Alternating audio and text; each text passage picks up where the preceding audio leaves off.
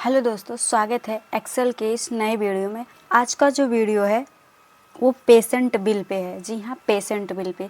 Suppose that आप किसी hospital में वर्क कर रहे हैं और आपसे कहा जा रहा है कि जितने भी पेशेंट एडमिट हैं उन सभी का डेटा आप बाय डिफ़ॉल्ट एक्सेल में मैनेजमेंट कीजिए। तो आप कैसे करेंगे? अगर आप एक्सेल यूजर हैं तो ये फॉर्मूला, ये मेथड आपको पता होना ज़रूरी है। तो वीडियो में लास्ट तक बने रहिएगा। आई होप कि वीडियो बहुत ही यूज़फुल और पावरफुल होने वाला है।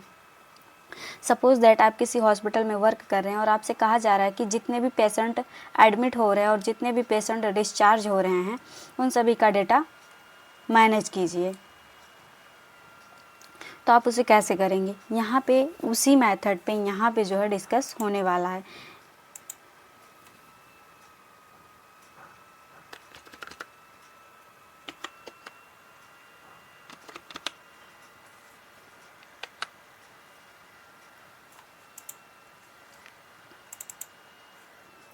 यहाँ पे सबसे पहले हमें ज़रूरत पड़ती है, जैसे किसी हॉस्पिटल में अगर वर्क कर रहे हैं तो सबसे पहले हमें सीरियल नंबर की ज़रूरत होती है।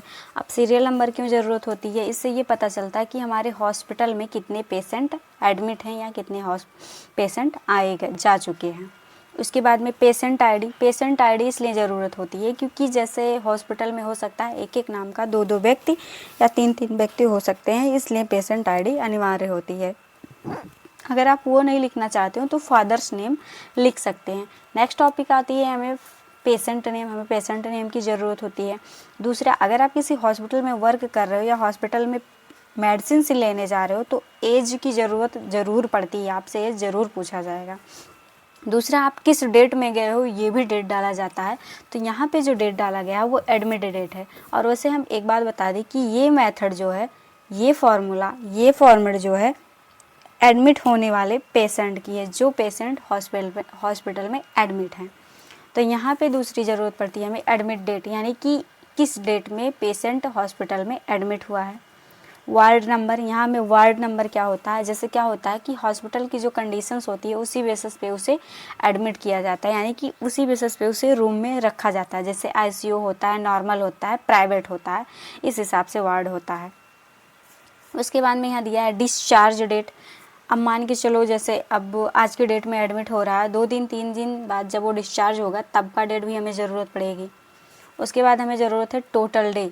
अब टोटल डे, इससे ये पता चलता है कि हॉस्पिटल में कितना दिन पेशेंट रहा।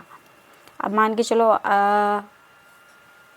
कल 5 तारीख है, 1 तारीख को एडमिट हुआ, तो 1 2 3 4 5, हम अगर अपने हिसाब से देखें तो 5 तारीख यानी कि 5 दिन रहेगा। बट अगर यहाँ से डिस्चार्ज में से एडमिट को माइनस करें, एडमिट में से डिस्चार्ज को माइनस करें तो वो कैलकुलेट करके यानी कि 4 ही दिन दिखाएगा, यानी कि जिस दिन वो डिस्चार्ज होगा उस दिन का नहीं उठाएगा। तो यहाँ पे तो हमें फॉर्मूला लगाना पड़ेगा। बाकी के यहाँ टोटल डे हमारा उसी बेसिस पे निकलेगा। वार्ड चार्ज यानी कि जिस हिसाब से वो रूम में रहेगा, जैसे नॉर्मल में रहेगा तो अलग चार्ज लगेगा, जो इसको हम साधारण भाषा में बेड चार्ज बोलते हैं, वो अलग लगता है। जैसे आईसीयू में अलग होता है, नॉर्मल में अलग होता है, प्राइवेट में अलग होता है। उसके बाद में आता है डॉक्टर फीस। अगर कोई भी पेशेंट एडमिट हो रहा है तो डॉक्टर फीस एक ही दिन लगती है, चाहे वो 10 दिन रहे चाहे 15 दिन रहे। उसके बाद में हमारा आता है टोटल अमाउंट मतलब वो कितने दिन रहा, वार्ड चार्ज कितना लगा, डॉक्टर फीस कितना लगा, एक्सेट्रा, इन सारी चीज़ों को जोड़ के हमारा टोटल अमाउंट बना हुआ है। तो सबसे पहले हम क्या करेंगे, सीरियल नंबर ले रहे हैं। उसके बाद में यहाँ पे जो है हम पेशेंट नेम ले रहे हैं।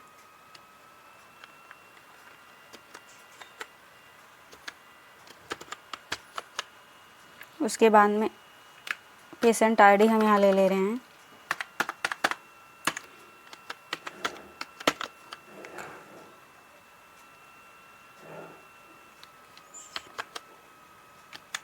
उसके बाद में एज यहाँ हम ले रहे हैं 23।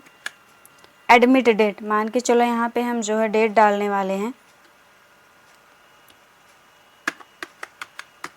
05/01। यहाँ पे मैंने सिस्टम बेसिस पे टाइम रखा हुआ है। वार्ड नंबर मान के चलो यहाँ पे मैंने आईसीयू रखा हुआ है। उसके बाद में डिस्चार्ज, वो किस डेट में डिस्चार्ज हो रहे हैं, यहाँ पे 5 दिन के लिए मैंने रखा है।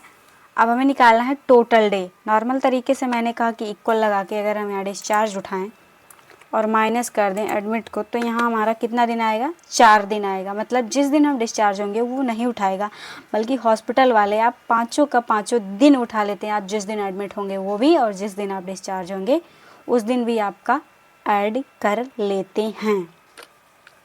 तो यहाँ पे करना क्या है, आपको सीधे इक्वल लगाना है और 1 लिखना है, प्लस लगाना है, ब्रैकेट्स लगाना है, डिस्चार्ज उठाना है, माइनस कर देना है एडमिट को, ब्रैकेट क्लोज करके कर देना है इंटर। इस हिसाब से जो हमारा डिस्चार्ज डेट रहेगा वो भी ऐड हो जाएगा। वार्ड चार्ज, अब मान के चलो आईसीयू में है तो 1500 रुपया हम ऐड कर दे रहे हैं। नॉर्मल तरीके से आप अपने हिसाब से रख सकते हो। डॉक्टर फीस 500 रुपया मैंने रखा है। अब इस हिसाब से हमारा टोटल डे कितना निकलेगा, तो यहाँ हम क्या करेंगे, इक्वल लगाएंगे। पहले तो 5 दिन रहा, इसको उठाएंगे और गुणा कर देंगे 1500 से और प्लस कर देंगे 500 को और कर देंगे इंटर। यानी कि 15×5 = 500 प्लस डॉक्टर फीस, कुल मिला के हमारा 8000 रुपये टोटल बन रहा है। इस हिसाब से अगर आप और भी कैंडिडेट्स के, यानी कि और भी पेशेंट का निकालना चाहते हैं तो आप निकाल सकते हैं। आपको फीड क्या करनी होगी, ये डेटा फीड करनी होगी और ये वाली चीज़ आपको सिर्फ ड्रैग कर देनी है। आपको वार्ड चार्ज डालना पड़ेगा, डॉक्टर फीस डालनी पड़ेगी, बाकी अमाउंट ये ऑटोमेटेड निकल कर आ जाएगा। आई होप कि आपको वीडियो पसंद आया होगा। अगर वीडियो पसंद आई हो तो चैनल को लाइक, सब्सक्राइब और कमेंट ज़रूर कीजिएगा।